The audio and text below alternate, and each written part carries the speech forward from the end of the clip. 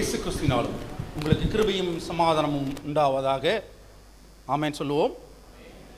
கிறிஸ்துவுக்குள் மிகவும் பிரியமான நம்முடைய தேவனுடைய ஜனமே, இந்த காலை வேளையிலே உங்கள் மத்தியிலே தேவனுடைய வார்த்தையை பகிர்ந்து கொள்ளத்தக்கதாக தேவன் தந்த கிருபைக்காய் தேவனை நன்றியோடு ஸ்தோத்திரிக்கிறேன். சமயம் வாய்த்தாலும் வாய்க்காவிட்டாலும் தேவனுடைய வசனத்தை ஜாக்கிரதையாய் பிரசங்கம் பண்ணு என்று சொன்ன வார்த்தையின்படி இந்த சிறுவர் ஞாயிறாகிய இந்த தினத்திலே கல்வியிலே சிறந்திடுங்கள் என்ற தலைப்பின் கீழும் கீழ்ப்படிதலே மேல்படி என்ற நம்முடைய வேதத்தின் அடிப்படையிலும் ஒரு சில வார்த்தைகளை உங்களோடு பகிர்ந்து கொள்ள ஆவலாக இருக்கிறேன். இன்றைக்கு வாசிக்க கேட்ட சுவிசேஷ பாகத்தின் முதல் வசனம் 40ஆம் வசனம், பிள்ளை வளர்ந்து ஆவியிலே பலன் கொண்டு ஞானத்தினாலே நிறைந்தது, தேவனுடைய கிருபையும் அவர் மேல் இருந்தது என்று வாசிக்க கேட்டோம். 3 காரியங்களை இங்கே கவனிக்கிறோம். ஒன்று, ஆவியிலே பலன் கொள்ளுதல், ஞானத்தினாலே நிறைதல் மற்றும் தேவ கிருபையிலே வளர்தல் என்ற 3 காரியங்கள். இந்த 3 காரியங்களை குறித்து ஒரு சில வார்த்தைகளை நாம் கவனமாய் தியானிப்போம். ஏனென்று சொன்னால் இன்றைய காலகட்டத்திலே மிகவும் அதிகமாய் வேதம் சொல்லுகிறது, நாட்கள் நெருங்கி வருகிறதால், நாட்கள் பொல்லாதவையினால், அதனால் காலத்தை பிரயோஜனப்படுத்திக் கொள்ளுங்கள், புத்தி சொல்லுங்கள், புத்தி சொல்லுங்கள், புத்தி சொல்லுங்கள் என்று சொல்லி. ஆனால் புத்தி சொல்வதை கேட்பதற்கு காதுகள் இன்றைக்கு மிகவும் குறைவாய் இருக்கிறது. குறிப்பாக கிறிஸ்தவ குடும்பங்களிலே, கிறிஸ்தவ பெற்றோரிடத்திலும் பிள்ளைகளிடத்திலும் காணப்படுகிற அநேக விதமான பிரச்சனைகள் இன்றைக்கு நாளைக்கு நாள் அதிகரித்து கொண்டே போகிறது. கல்வி அறிந்த பெற்றோர்களும் கல்வி அறிவு அல்லாத பெற்றோர்களும் கிறிஸ்தவ பிள்ளைகளை கிறிஸ்தவ முறையிலே வளர்ப்பதிலே மிகவும் சவாலாக கருதுகிற சூழ்நிலைகள் இன்று ஏற்பட்டு வருகிறது. இதை எப்படி சமாளிக்க வேண்டும் என்று சொல்லி வேதம் தெளிவாக நமக்கு சொல்லிக் கொடுத்தாலும் அதை கவனித்து அதை ஆராய்ந்து பார்த்து அதை பின்பற்றுவதிலே நாம் மிகவும் அசதியாக இருக்கிறோம் என்றே நாம் சொல்லக்கூடும். ஏனென்று சொன்னால் இன்றைக்கு கிறிஸ்தவர்கள் எல்லாவற்றிலும் முன்மாதிரியாக இருக்க வேண்டும் என்ற சூழ்நிலை போய் கிறிஸ்தவர்களுக்கு முதலாவது அவர்களுடைய வேதத்துக்கு நோக்கி திரும்புங்கள் என்று சொல்லப்படுகிற நாட்கள் இன்றைக்கு அதிகமாக இருக்கிறது. ஏசாயா எழுதின தீர்க்கதரிசன புஸ்தகம் 50ஆம் அதிகாரம் 4ஆம் வசனம் எப்படி சொல்லுகிறது, எல்லைப்படைந்தவனுக்கு சமயத்திற்கேற்ற வார்த்தை சொல்ல நான் அறியும்படி. இலைப்படைந்தவனுக்கு சமயத்திற்கு ஏற்ற வார்த்தை சொல்ல அறியும்படி நான் அறியும்படி கர்த்தராகிய ஆண்டவர் எனக்கு கல்விமானின் நாவை தந்தருளினார்.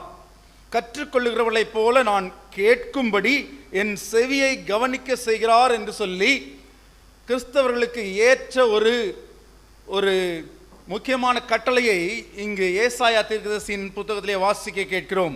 இதைத்தான் கொலேசியருக்கு எழுதின நிருபம் 4ஆம் அதிகாரம் 5ஆம் வசனத்திலே, புறம்பெயர்களுக்கு முன்பாக ஞானமாய் நடந்து காலத்தை பிரயோஜனப்படுத்திக் கொள்ளுங்கள் என்று சொல்லி வருகிற கட்டளையும் நான் பார்க்கிறோம். இந்த 2 கட்டளையும் குறிப்பாக கிறிஸ்தவ பெற்றோராகிய நமக்கும் கிறிஸ்தவ பிள்ளைகளாகிய நமக்கும், அது எந்த வயது இருந்த பிள்ளையாக இருந்தாலும் சரி, சிறு பிள்ளையாக இருந்தாலும் சரி, அது சீனியர் பிள்ளைகளாக இருந்தாலும் சரி, அல்லது பிகினர் பிள்ளைகளாக இருந்தாலும் சரி, எல்லாருக்கும் பொருந்துமாக புறம்பே இருக்கிற மற்ற பிரஜாதியாருக்கு மத்தியிலே ஞானமாய் நடந்து இந்த காலத்தை பிரயோஜனப்படுத்திக் கொள்ள வேண்டிய சூழ்நிலை நமக்கு தேவன் உணர்த்துகிறார்.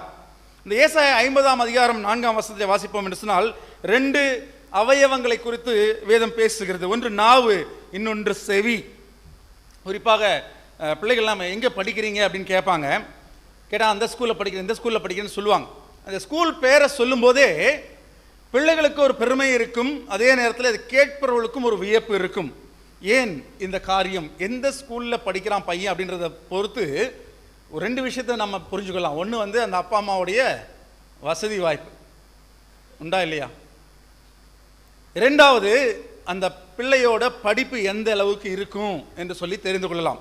குறிப்பாக சென்ற பழைய ஒரு 10 வருஷத்துக்கு முன்னால், இப்போ கூட அப்படி தான், ஆனால் இருந்தாலும் ஒரு கிட்டத்தட்ட ஒரு 50-40 வருஷங்களாக ஊட்டி கான்வென்ட்டில் இல்லை ஏற்காடில் கொடைக்கானல்லையோ இந்த மாதிரி மலைவாழ் பிரதேசங்களில் சிம்லாவில் ஜார்ஜிலிங்கில் இருக்கிற கான்வென்ட்ஸில் படிக்கிற பிள்ளைகள் அவர்களுடைய படிப்பு மிகப்பெரிய படிப்பு என்று சொல்லி அநேகர் பேசிக்கொள்ளும் காலம் இருந்தது.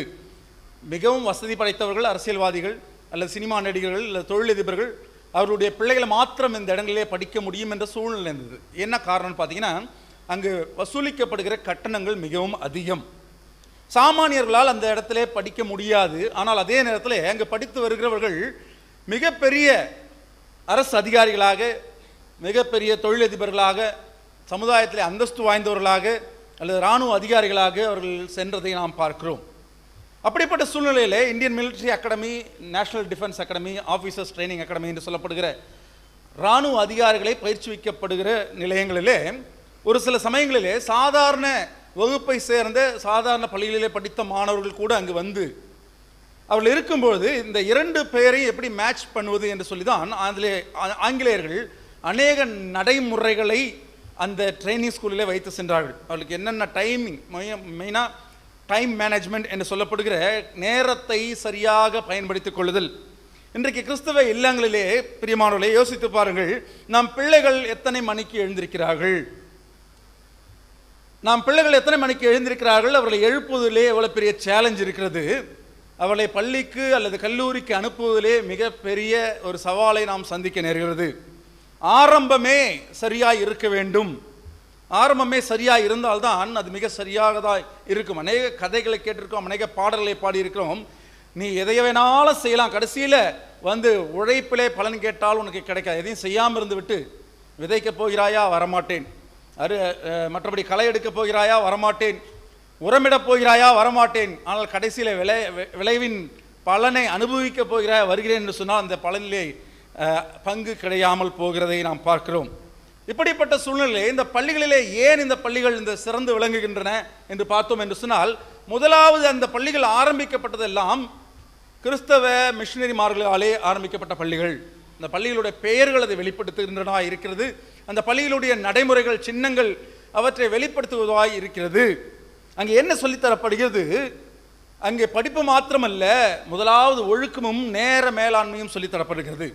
இதை நாம் கிறிஸ்தவ மக்களாகி நாம் நம்ம குடும்பங்களிலே கட்டாயமாய் செயல்படுத்த வேண்டும் என்று சொல்லுகிற கட்டளையை நாம் நினைவு கூற வேண்டும். வேதம் நமக்கு இதை அதிகமாய் சொல்லுகிறது. முக்கியமாக நமக்கு ஏன் இந்த கட்டளைகளை கைப்பற்ற வேண்டும் அல்லது கை கொள்ள வேண்டும் என்று சொல்லப்படுகிறதற்கு காரணத்தை கிறிஸ்தவ பெற்றோர்கள் பிள்ளைகளுக்கு சொல்லித்தர வேண்டும். மேனா ஏன் நீங்கள் சொல்கிறதெல்லாம் நான் கேட்கணுமா என்று சொல்லி பிள்ளைகள் அதே இடத்துல கேட்பாங்க. நீங்கள் சொல்லிகிட்டே இருக்கீங்க, என்னை ஃப்ரீயாகவே விட மாட்டேங்கிறீங்க, எனக்கு சுய புத்தி இல்லையா என்று சொல்லி பிள்ளைகள் கேட்டால் ஏன் கட்டளைக்கு கீழ்ப்படிய வேண்டும் என்று சொல்லி நாம் காது கொடுத்து கேட்க வேண்டும். இன்றைக்கு பாருங்க, வாசிக்கப்பட்ட பழைய ஏற்பாட்டு பகுதியில் பார்த்தோம்.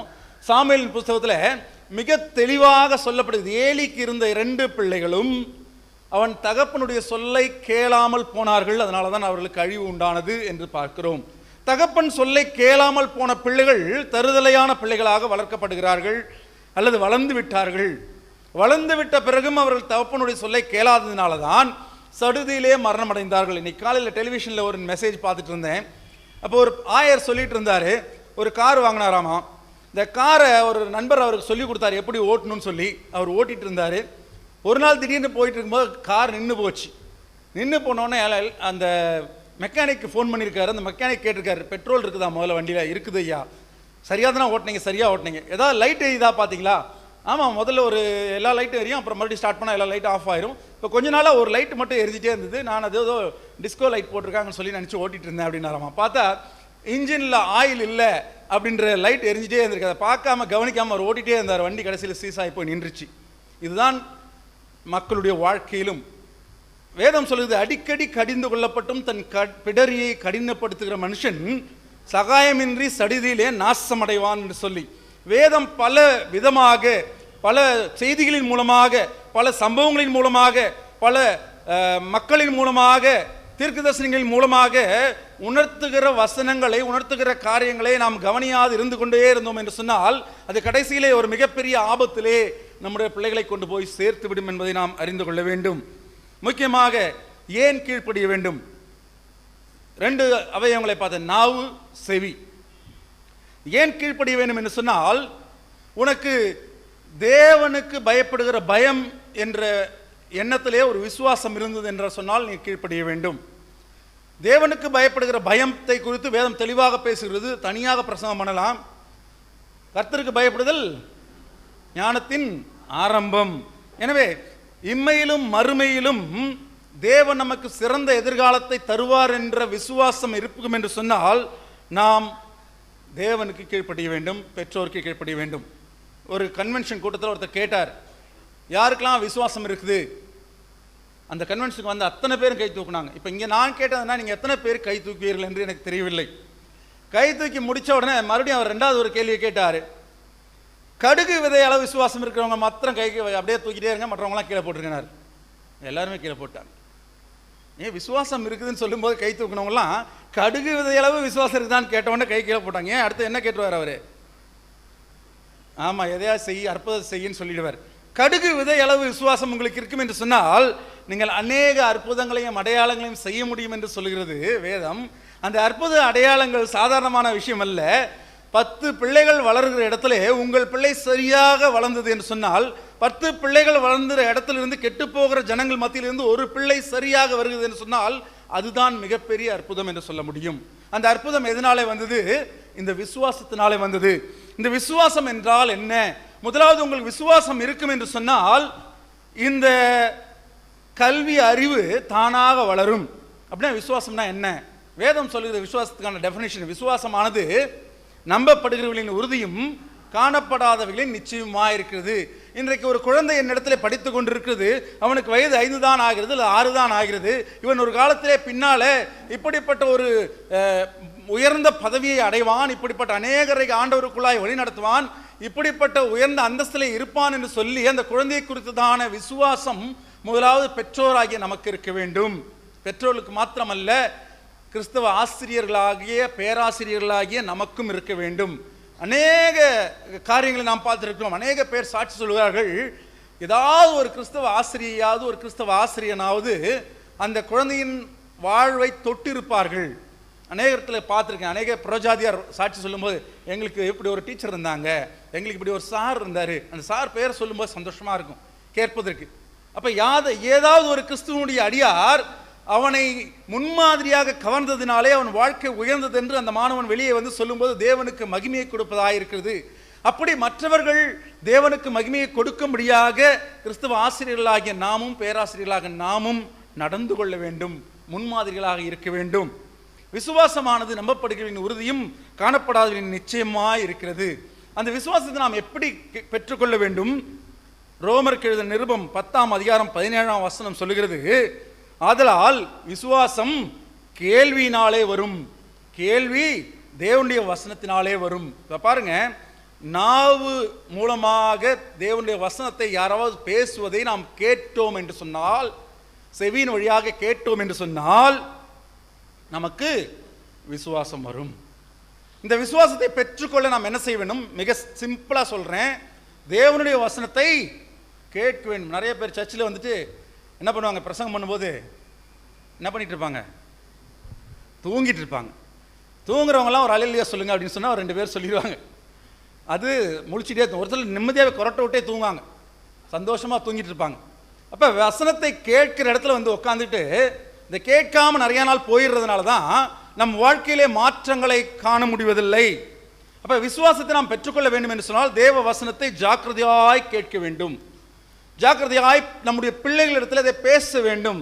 நீங்கள் பெற்றோர் பிள்ளைகளிடத்திலே அதிகமாக வசனத்தை குறித்து பேசுவீர்கள் என்று சொன்னால், நிறைய காரியத்தை பேசுகிறோம், கிரிக்கெட் பற்றி பேசுகிறோம், அதை பற்றி பேசுகிறோம், இதை பற்றி பேசுகிறோம். நம்ம நினச்சிக்கிறோம் நம்ம பிள்ளைய மிக சரியான வளர்த்துட்டு போகிறோம். பாருங்க, கூகுள் பற்றி இன்னைக்கு ஒரு பாட்டு பாடினாங்க.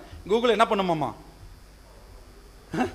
நிறைய வாசிக்கிறோம்ல, நிறைய போய் எங்கே போய் ஆற்றுல போய் வண்டி இறங்கிடும் இது மாதிரிலாம். ஏன்னா கூகுள்ன்றது எப்படின்னா உங்களுக்கு தெரிஞ்சிருக்கும், நாம் என்ன இன்புட் கொடுக்குறோமோ அதை வைத்து வைத்து வைத்து வைத்து தான் அது வந்து ஒரு டெவலப் பண்ணிகிட்டே இருக்கும், ஒரு அல்காரிதம். அது அப்படியே மாறிக்கிட்டே இருக்கும். ஒரு நாள் இன்றைக்கி இருக்க, இன்னைக்கு காலையில் இருக்க அல்காரிதம் மதியானம் இருக்காது, சாயந்தரம் வேறு ரிசல்ட்டை கூகுள் கொடுக்கும். அதே கேள்விக்கு வேறு ரிசல்ட் வரும். நீங்கள் பார்த்துக்கலாம். நான் எப்பயுமே என்னுடைய பேரை நான் கூகுளில் சர்ச் பண்ணி பார்க்கும்போது பார்த்தீங்கன்னா ஒவ்வொரு நாளும் ஒவ்வொரு மாற்றம் இருக்கும். நான் ஏதாவது ஒரு காரியத்தை ஏதாவது செஞ்சேன்னா அது உடனே அது எங்கேயாவது இருந்து எடுத்து வச்சுக்கும். எடுத்து வச்சு என்னை பற்றி நான் கேட்கும்போது என்னை பற்றி எனக்கே அதை சொல்லித்தரும். நீங்கள் இந்த இடத்துக்கு போயிருக்கீங்க, நீங்கள் இந்த விஷயத்தை செஞ்சுருக்கீங்க என்று சொல்லி. அதுபோல் அது மாறிக்கொண்டே இருக்கும். ஆனால் தேவனுடைய கட்டளையோ மாறாத கட்டளையாக இருக்கிறது. எனவே பெற்றோர்களையா நாம் நம்முடைய பிள்ளைகளுக்கு மிக சரியாக தேவனுடைய வசனத்தை போதித்து கொண்டே இருந்தோம் என்று சொன்னால் அவர்கள் மனதுக்குள்ளே விசுவாசம் இருக்கும். அந்த விசுவாசம் இருந்தால் அது கீழ்ப்படிதலாக இருக்கும். அதனால தான் இங்கே சொல்லப்பட்டிருக்கு, இயேசுவானவர் ஞானத்திலும் வளர்த்தியிலும் தேவ கிருபையிலும் மனுஷ தயவிலும் அதிகமாய் விருத்தி அடைந்தார் என்று சொல்லி, உங்களுடைய பிள்ளைகள் ஞானத்திலும் வளர்த்தியிலும் தேவ கிருபையிலும் மனுஷ தயவிலும் அதிகமாய் விருத்தி அடைய வேண்டும் என்று சொன்னால் ஒரே வழி, தேவனுடைய வசனத்தை அவர்களுக்கு நீங்கள் போதித்து கொண்டே இருக்க வேண்டும். ஞானத்தை குறித்து யாக்கோபு எழுதின நிருபம் 1ஆம் அதிகாரம் 5ஆம் வசனத்தில் நான் வாசிக்கிறோம். அவர் சொல்லுகிறார், ஒருவன் ஞானத்திலே குறைவுள்ளவனாக இருந்தால் ஒருவரையும் கடிந்து கொள்ளாதவரும் அவருக்கும் சம்பூர்ணமாய் கொடுக்குறமாக தேவனிடத்திலே கேட்டு பெற்றுக்கொள்ள கடவன் என்று சொல்லியிருக்கிறார். எபிரேயர் 11ஆம் அதிகாரம் 6ஆம் வசனம் சொல்லுகிறது, விசுவாசம் இல்லாமல் தேவனுக்கு பிரியமாக இருப்பது கூடாத காரணம். நல்லா ஞாபகம் வச்சுக்கோங்க, அப்பா அம்மாவுக்கு கீழ்ப்படியாம, ஆண்டவருக்கு பயப்படுகிற பயம் இல்லாமல், ஆண்டவர் விசுவாசியாமல் நீ என்னதான் ஃபர்ஸ்ட் ரேங்க் எடுத்தாலும், என்னதான் சர்ச்சில் வந்து டான்ஸ் போட்டாலும், என்னதான் வசனம் ஒப்பிச்சாலும் தேவனுக்கு நீ பிரியமானவனாக இருக்க முடியாது. பெரியவர்களுக்கும் பொருந்தும். தேவனுக்கு பிரியமாக இருக்க வேண்டும் என்று சொன்னால் நீங்கள் விசுவாசிகளாக இருக்க வேண்டும். விசுவாசித்தால் உங்கள் பெற்றோருக்கும் அல்லது உங்கள் பெற்றோர் ஒருவேளை காலம் சென்று மரித்திருப்பார் என்று சொன்னால் உங்களுடைய பரமபிதாவாகிய தேவனுக்கும் அவருடைய வார்த்தைகளுக்கும் கீழ்ப்படிவுளாய் நீங்கள் இருக்க வேண்டும். நான் எப்பயுமே ஜெபம் பண்ணுறதுக்கு முன்னால் ஒரு காரியத்தை நினைவு கூறுவேன். எந்த காரியம்னா, நீதிமொழியின் புஸ்தகம் 28ஆம் அதிகாரம் 9ஆம் வசனம் அப்படி சொல்லுது. இது அடிக்கடி நான் நினச்சிக்குவேன். எப்பயுமே ரொம்ப டயர்டாக இருக்குது, ஜெபம் பண்ணிட்டு படுத்துடலாம் அப்படின்னு சொல்லும்போது இந்த வசனம் எனக்கு ஞாபகத்துக்கு வரும். நீதிமொழிகள் 28:9. யாரும் வாசிங்களேன். அப்போ பைபிள் படிக்காமல் ஜெபம் பண்ணால் என்ன அர்த்தம்?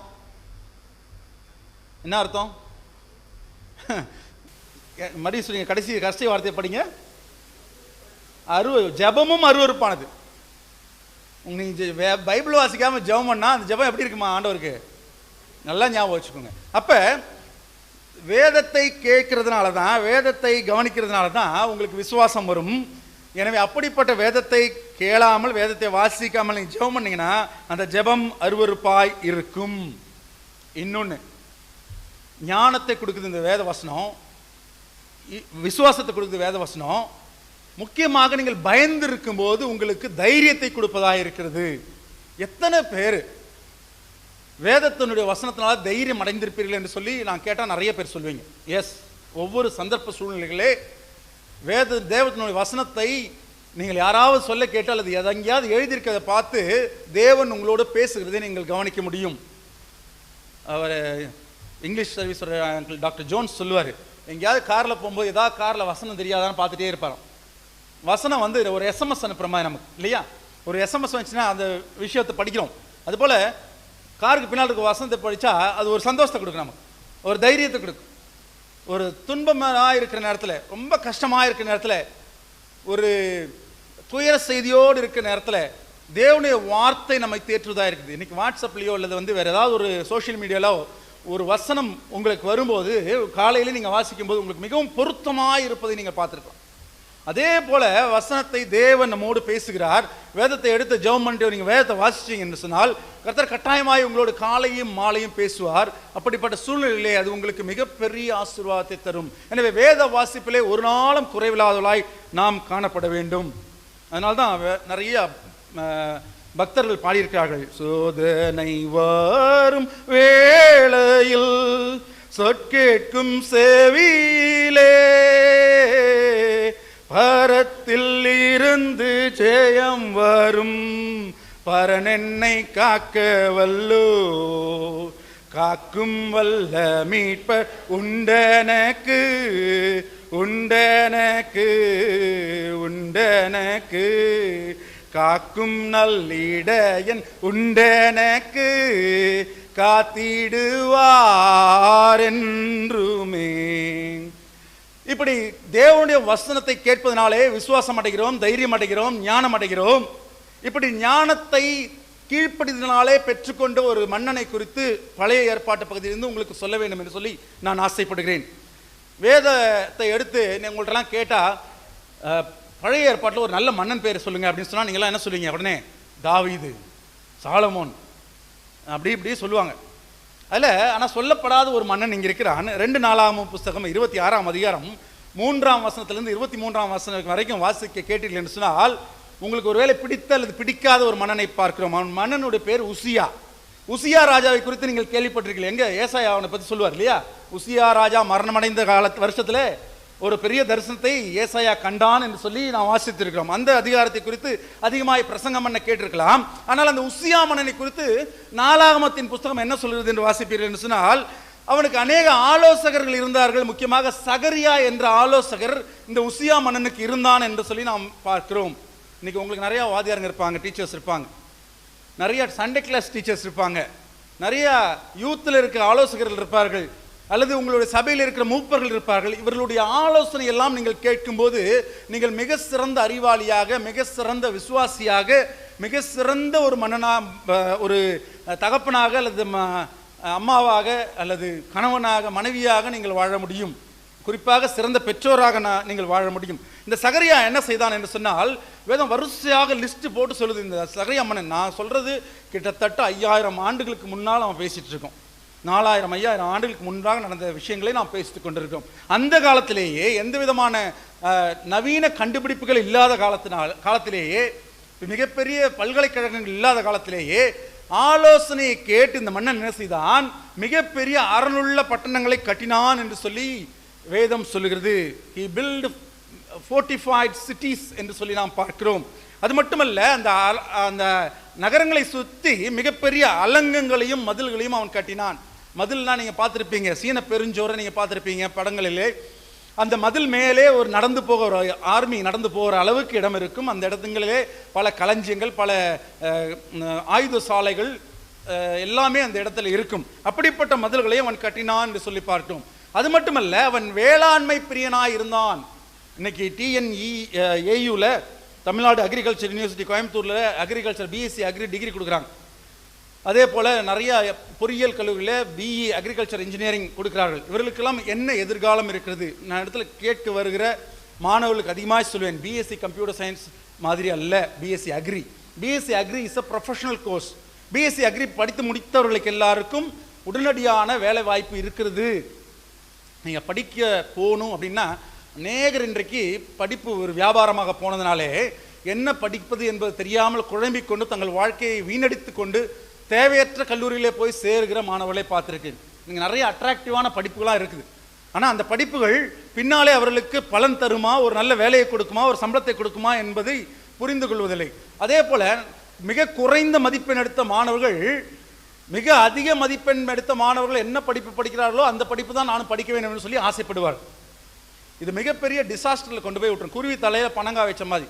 உங்களுக்கு எது சரியாகப்படுகிறதோ, உங்களுக்கு எது ஈஸியாக வருகிறதோ, உங்களுக்கு எது விருப்பமாக இருக்கிறதோ அந்த பாடத்தை தெரிந்தெடுத்து படிப்பது தான் நல்லது.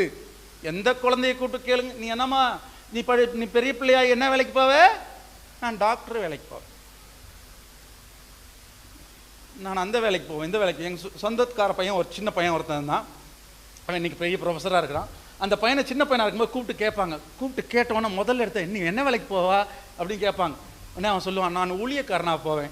ஐயோ என்ன சந்தோஷம் எல்லாருக்கும். கூப்பிட்டு அவன் அதுக்காகவே யாரோ சொந்தக்காரங்க வந்தாலும் தெரிஞ்சவங்க வந்தாலும் கூப்பிட்டு கேட்டே இருப்பாங்க. இப்படி அந்த பாட்டி கேட்டே இருக்கும்போது திடீர்னு ஒரு நாள் அவன் நல்ல முக்கியமான ஆளுங்கள்லாம் வந்திருக்காங்க. அன்னைக்கு கூப்பிட்டு அதே கேள்வி கேட்பாங்க. அவங்களுக்கு என்ன சந்தோஷம், என் பேரன் என்ன செய்ய போகிறான், இப்போ ஊழியக்காரனா போவேன்னு சொல்லுவான். ரொம்ப பெருமையாக இருக்குன்னு சொல்லிட்டு அவன் கூப்பிட்டு கேட்ட உடனே அவன் சொன்னான், நீ என்ன வேலைக்கு போவேன்? நான் பெரியார் பஸ்ஸில் டிரைவர் வேலைக்கு போவேன் அப்படின்னா. திடீர்னு ஏன்னா இப்படி சொன்னான் அப்படின்னு பார்த்தா, அதுக்கு முந்தின நாள் அவனை எங்கேயோ ஊருக்கு கூட்டி போயிட்டு வந்திருக்காங்க. அவன் அந்த ஆள் கூலிங் கிளாஸ் போட்டு நல்லா சட்டையை திறந்து விட்டுட்டு டிரைவ் பண்ணிட்டு வந்தால் பார்த்தோன்னா அவன் அட்ராக்ட் ஆகிறான். இதுக்கு இது கவர்ச்சி உலகமாகிவிட்டது. எனவே நாம் என்ன படிக்க வேண்டும் என்பதை தீர்மானிக்க வேண்டிய பொறுப்பும் கடமையும் பெற்றோர்களுக்கும் அந்த பிள்ளைகளுக்கும் கூட்டாக இருக்கிறது. எல்லாரும் ஆசைப்படலாம் தான், ஆனால் எல்லாம் தகுதியாக இராது. அதே நேரத்தில் டாக்டர் வேலைக்கு படித்து விட்டு சாதாரணமான ஒரு வருமானத்தை ஈட்டுகளும் இருக்கிறார்கள். அதே நேரத்தில் ஒரு ஆர்ட்ஸ் காலேஜில் படித்துவிட்டு மிக உயர்ந்த நிலையை அடைந்தவர்களும் இருக்கிறார்கள். மியூசிக் படிக்கிறேன்னு சொன்னால் மற்றவங்களாம் ஒரு ஏளனமாப்பா, என்ன மியூசிக் படிக்க போறியா, என்ன அப்படி உடனே கிண்டல் பண்ண, நீ போய் அந்த துண்டு விரிச்சு போட்டு அங்கே வயலின் வாசிட்டு தானே அப்படிம்பாங்க. இதையெல்லாம் எண்ணி கலங்காமல் தேவன் உங்களுக்கு எதை வெளிப்படுத்துகிறாரோ அல்லது ஆலோசனையின் மூலமாக நீங்கள் எதை பெற்றுக்கொள்கிறீர்களோ அதை படிப்பது நல்லது. இவன் இந்த உசியா ராஜா பல நீர்த்தேக்க தொட்டிகளை கட்டியிருக்கிறான்.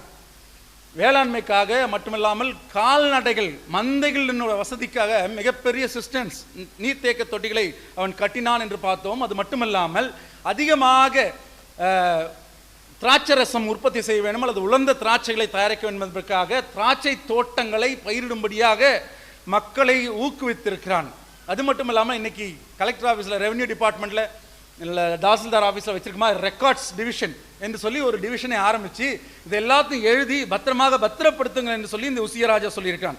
அது மட்டும் இல்லாமல் அவனுடைய இராணுவத்தை மிகப்பெரிய ஒரு ஸ்ட்ரக்சர்டு இராணுவமாக உருவாக்கினது பங்கு உசியா ராஜாவை சார். அதுக்கு முன்னால எல்லாம் ஒட்டுமொத்தமாக போவாங்க, அடிப்பாங்க, உதைப்பாங்க, ஜெயிப்பாங்க, வந்துடுவாங்க. இப்போ உசியா ராஜா என்ன செய்கிறாரு, இராணுவத்திலேயே அதிகாரிகளை ஏற்படுத்துகிறார். 2600 ஆஃபீஸர்ஸ் அவருடைய இராணுவத்தில் இருந்தார்கள். 3,07,500 போர் வீரர்கள் அவர்களுக்கு கீழாக பணிபுரிந்தார்கள் என்று சொல்லி வேதம் சொல்லுகிறது. அது மட்டுமல்லாமல் அந்த இராணுவ வீரர்கள் அணிந்து கொள்வதற்கான உடைகளை, கவசங்களை, தலை சீராக்களை இவன் தயாரித்து அந்த இராணுவத்திற்கு வழங்கினான். அது மட்டுமல்லாமல் பல வித்தியாசமான போர்க்கருவிகளை செய்து அவர்களுக்கு வழங்கினான் என்று சொல்லி வேதம் சொல்லுகிறது. இது மட்டுமல்ல, மிக முக்கியமாக மெக்கானிக்கல் இன்ஜினியராக இந்த ராஜா இருந்திருக்கிறான். எப்படிப்பட்ட மெக்கானிக்கல் இன்ஜினியர்? மிகப்பெரிய கல்லுகளை வைத்து கேண்டிலீவர் மெத்தடில் அதை விட்டால் உடனே இந்த கல்லை தூக்கி அடிக்கிறது, எதிரி இராணுவத்து மேலே அடிக்கிற மாதிரி. நீங்கள்லாம் எங்கேயாவது பார்த்துருப்பீங்க, டிவியில் அல்லது கதையில் வாசிச்சிருப்பீங்க. அந்த மாதிரி கல்களை, சூடான கற்களை எரிகிற அந்த இயந்திரங்களை செய்வதற்கும், அதே போல் அம்புகளை ஆட்டோமேட்டிக்காக அம்பில் போய் சொறி வச்சிட்டோன்னா தானாகவே அம்புகளை எய்து கொண்டிருக்கிற மிஷின்களை செய்வதற்கும் அநேக காரியங்களை செய்து இதெல்லாம் செய்து அந்த இராணுவத்தில், இஸ்ரவேலின் இராணுவத்திலே இந்த ராஜா பயன்படுத்தினான் என்று சொல்லி பார்க்கிறோம். ஆனால் அந்த ராஜா இப்படிப்பட்ட ஒரு அறிவாளியான ராஜா, சாலமோனை போலவே ஞானமாக செயல்பட்ட ஒரு ராஜா, கடைசியில் என்ன ஆனான்?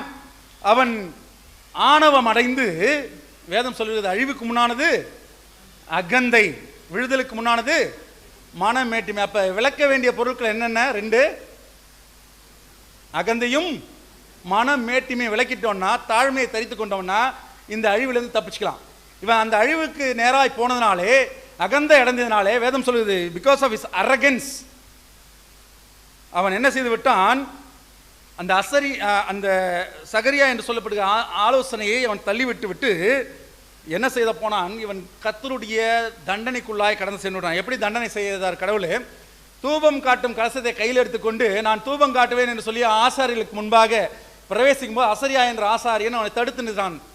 மன்னனே, உசியா ராஜாவே, இது உமக்கு அடுத்ததல்ல, இது ஆசாரியனுடைய ஊழியம், நாங்கள் பார்த்துக்கொள்கிறோம் என்று சொல்லும்போது இவன் மனம் ஏற்றிமா, ஏன் நான் காட்டினா என்ன என்று சொல்லி அதை எடுத்துக்கொண்டு செல்லும் போது தேவன் அவன் நெற்றியிலே வெண்மையான குஷ்டத்தை கட்டளையிட்டார். அங்கிருந்து வெளியே போய் அவன் செத்து கடைசியில் அவனை மரித்து அடக்கம் பண்ணும்போது கூட அவனுடைய மூதாதர்களோடு அவனை அடக்கம் பண்ண முடியாதபடி போய்விட்டான். இப்படிப்பட்ட சூழ்நிலையை விட்டு நாம் தப்பித்து வர வேண்டும் என்று சொன்னால் என்ன செய்ய வேண்டும்? நாம் விசுவாசத்தின் மூலமாக கீழ்ப்படுதலை தரித்துக் கொள்ள வேண்டும். 4 காரியத்தை சொல்லிவிட்டு நான் முடித்து விடுகிறேன். பிள்ளைகள் ஞாபகம் வைத்துக் கொள்ள வேண்டும். How to be excel as per the word of God. கர்த்தருடைய வார்த்தையின்படி ஞானமாய் நடந்து மிக சிறந்தவர்களாக, கல்வியிலே சிறந்தவர்களாக, எக்ஸலன்ஸ் என்று சொன்னால் எல்லாவற்றிலையும் பெஸ்ட் சொல்லுவாங்க. குட், வெரி குட் எல்லாம் சொல்லிட்டு என்ன சொல்லுவாங்க? எக்ஸலண்ட். இந்த எக்ஸலண்ட்டாக இருக்கணும்னா என்ன செய்யணும்? முதல்ல 1 கொரிந்தியர் 9ஆம் அதிகாரம் 24ஆம் வசனம் 25ஆம் வசனம் வாசிப்போம் என்று சொன்னால் சொல்லுகிறது, பெற்றுக்கொள்ளத்தக்கதாக ஓடுங்கள். பந்தயத்தில் எத்தனையோ பேர் ஓடுவாங்க, ஆனால் நீங்கள் என்ன செய்யணும்? ஆனால் ஒருத்தருக்கு தானே ஃபர்ஸ்ட் ப்ரைஸ் கொடுப்பாங்க.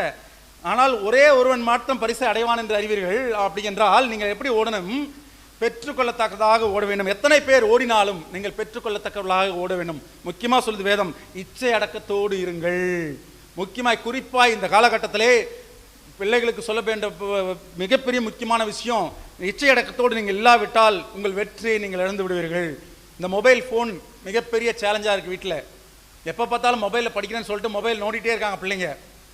குறிப்பாக மாணவர்கள் நண்பர்களோடு சேர்ந்து கொண்டு ஃப்ரீ ஃபயர் விளையாடுறேன், அதை விளையாடுறேன், இதை விளையாடுறேன்னு சொல்லி விளையாடிக்கொண்டே இருந்து தங்களுடைய நேரத்தை கால விரயம் செய்கிறார்கள். இரவெல்லாம் விளையாடி விட்டு காலையில் எழுந்து மிக களைப்போடு அவர்கள் கடந்து செல்கிறதை நாம் பார்க்கிறோம். இப்படிப்பட்ட காரியங்களிலிருந்து நீங்கள் தப்பித்துக் கொள்ள வேண்டும் என்று சொன்னால் கர்த்தருடைய வசனத்துக்கு கீழ்ப்படிந்து, பெற்றோருக்கு கீழ்ப்படிந்து, உங்களை இச்சையை தூண்டுகிற காரியங்களை விட்டு நீங்கள் விலகி செல்ல வேண்டும். சின்ன வயசில் கேள்விப்பட்ட ஒரு கதை இருக்கிறது. எங்கள் அப்பா சொன்னார், ஒரு ஒரு ஒரு மிகப்பெரிய அரசி இருந்தாள். அவள் மிக வேகமாக ஓடுவாள். ஓடும்போது அவளை யாராலும் மிஞ்ச முடியாது. அவள் ஒரு கட்டளை கொடுத்தா, என்னை ஓட்டப்பந்தயத்தில் ஜெயிக்கிறவனை நான் கல்யாணம் பண்ணி இந்த நாட்டின் அரசனாக்குவேன், அவனுக்கு என் சொத்து முழுவதும் கொடுத்து விடுவேன்னு சொல்லி. நிறைய பேர் அவளோடு வந்து ஓடினார்கள், யாராலும் ஜெயிக்க முடியவில்லை. கடைசியில் ஒரு பையன் போனான், அவன் ஜெயிக்க வேண்டும் என்று சொல்லி போனான். நிறைய பேர் ஓடி அவன் ஜெயிக்கும் போது அவன் என்ன பண்ணுவா, 3 தங்க ஆப்பிள்களை கையில் வைத்திருப்பாள். அந்த தங்க ஆப்பிள் நல்ல இவனை ஜெயிக்க வரும்போது என்ன பண்ணிடுவா, ஒரு ஆப்பிளை உருட்டி விட்டுருவா. இவங்க பார்ப்பாங்க, ஐயோ தங்கத்தில் ஒரு ஆப்பிள் உருண்டு வருதா, அது எடுத்துக்கோன்னு சொல்லி அவங்க குனிஞ்சு எடுக்கிற நேரத்துக்குள்ளே ஓடிடுவான். அப்போ இந்த பையன் வந்தான். அவங்க அம்மா அவனை சரியான முறையில் வளர்த்துருந்தார்கள், கிறிஸ்தவ முறையில். அவங்களுக்கு சொல்லிக் கொடுத்த ஒரு விஷயம் இச்சை அடக்கம். ஆவியின் கனியில் முக்கியமானது இச்சை அடக்கம். கடைசியில் வந்தாலும் அது ரொம்ப முக்கியம். ஆப்பிள் வந்துச்சு, அவன் பையன் காலையில் எட்டி வச்சுட்டு ஓடிட்டே இருந்தான். 2வது ஆப்பிள் உருட்டி விட்டா, அவன் பார்க்கவே இல்லை. 3வது ஆப்பிள் கண்டுக்கவே இல்லை. வெற்றிகரமாக அவன் ஜெயிச்சான், கடைசியில் இலக்கு அடைந்து விட்டான். இப்படி இச்சையடக்கத்தோடு ஓடும்போது உங்களுக்கு வெற்றி நிச்சயம். 2வது காரியம், தானியேலின் புஸ்தகம் 6ஆம் அதிகாரம் 3ஆம் வசனத்திலும் எபேசியர் 1ஆம் அதிகாரம் 17-19 நாம் வாசிக்கிறோம்.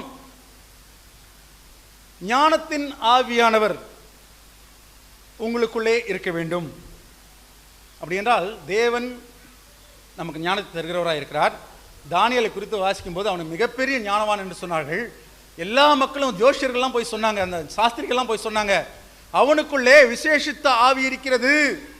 எனவே தான் தானியேல் எல்லாவற்றையும் நிதானமாக சரியாக செய்கிறான், எதற்கும் பயப்படுவதில்லை.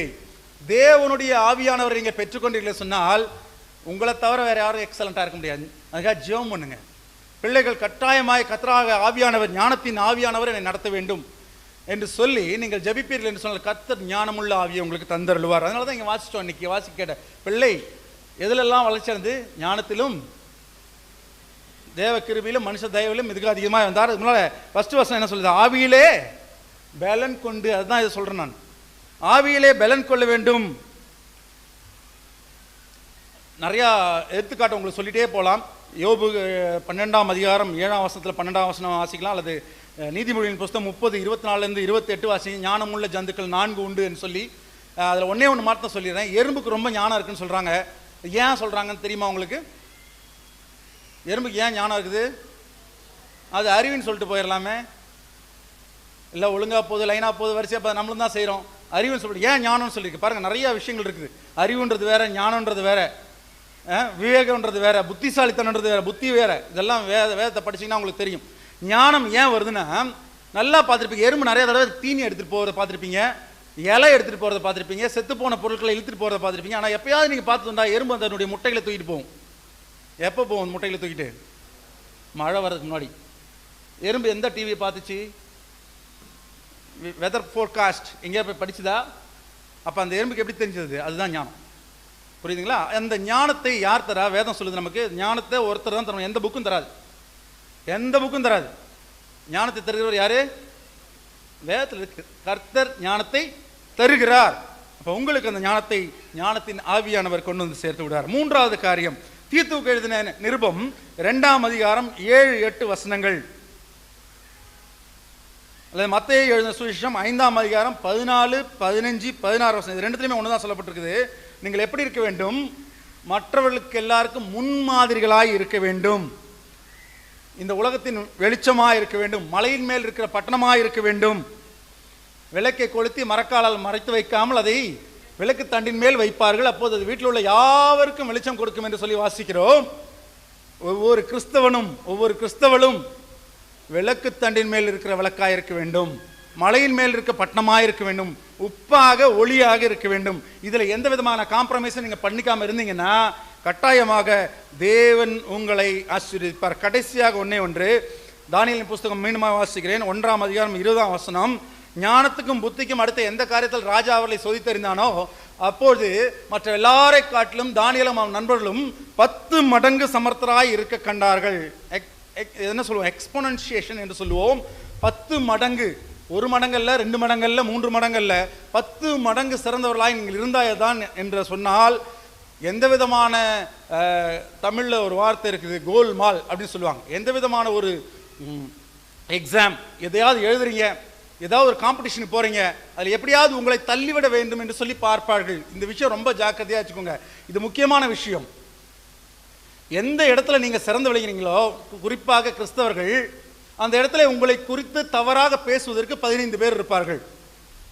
நீங்க நல்ல ஆபீஸ்ல நல்லா டெவலப் பண்ணிட்டு வரீங்களா, உங்களை குறை சொல்லுவாங்க. உங்க ஸ்கூல்ல நீங்க நல்ல வாத்தியார்ன்ற பேர் எடுத்துட்டு வரீங்களா, உங்களுக்கு சம்பந்தமே இல்லாத ஒரு குறையை சொல்லி உங்களை கீழே இழுப்பதற்கு, உங்கள் பேரை கெடுப்பதற்கு, உங்கள் கேரக்டர் அசாசினேஷன் பண்ணுவதற்கு என்று சொல்லி 4 பேர் இருப்பாங்க. இல்லை ஒரு நல்ல பிஸ்னஸ் மேனாக இருக்கீங்களா, நல்லா சம்பாதிச்சுட்டு வரீங்களா, நல்ல லாபம் வருதா, உங்கள் கடைக்கு நல்லா கூட்டம் வருதா, உங்கள் கடையினுடைய பொருட்களையோ அல்லது உங்களுடைய வருமானத்தையோ குறை சொல்வதற்கு 15 பேர் இருப்பாங்க. இப்படிப்பட்ட எல்லாவற்றையும் மீறி நீங்கள் வேலை வரணும்னா நீங்கள் 10 மடங்கு, 1 மடங்கு 2 மடங்கு இல்லை, 10 மடங்கு சமர்த்தர்களாக இருந்தால்தான் முடியும். இவை எல்லாவற்றையும் யாரால் தர முடியும்? தானியேல் என்ன செய்தான்? தன் மனதிலே ஒரு தீர்மானம் பண்ணினான். தேவனுக்கு உரியவைகளிலே நான் இருப்பேன், என்னை நான் தீட்டுப்படுத்திக் கொள்ள மாட்டேன் என்ற தீர்மானத்தின் மூலமாக தேவன் அவனை ஆசீர்வதித்தார். எனவே அருமையான கேட்டுக்கொண்டிருக்கிற பிள்ளைகளே, பெற்றோர்களே, இன்றைக்கு ஒரு தீர்மானத்தை நீங்கள் பண்ணிக்கொள்ளுங்கள். நான் தேவனுக்கு முன்பாக என் பிள்ளைகளை வளர்ப்பதிலும் சரி, எனக்கு கொடுக்கப்பட்டிருக்க என்னுடைய மாணவர்களை வளர்ப்பதிலும் சரி, நான் இவ்வண்ணமாக இருப்பேன் என்று சொல்லி நீங்கள் தீர்மானம் பண்ணிக்கொண்டால் கட்டாயமாய் கர்த்தர் உங்களை ஆசீர்வதிக்க வல்லவராயிருக்கிறார். எல்லாவற்றுக்கும் மேலாக உயர்த்த வல்லவராயிருக்கிறார். இந்த 4 காரியங்களை ஞாபகம் வைத்துக் கொள்ளுங்கள். கர்த்தர் நிச்சயமாக உங்கள் விசுவாசத்தை கனப்படுத்தி உங்கள் கீழ்ப்படிதலை மேல்படியாக்கி, கீழ்ப்படிதலே மேல்படி என்று சொன்னேன், கீழ்ப்படிதலை மேல்படியாக்கி தாழ்த்துகிற உங்களை உயர்த்த வல்லவராயிருக்கிறார். தேவன் அவ்வண்ணமே செய்வாராக. ஆமென்.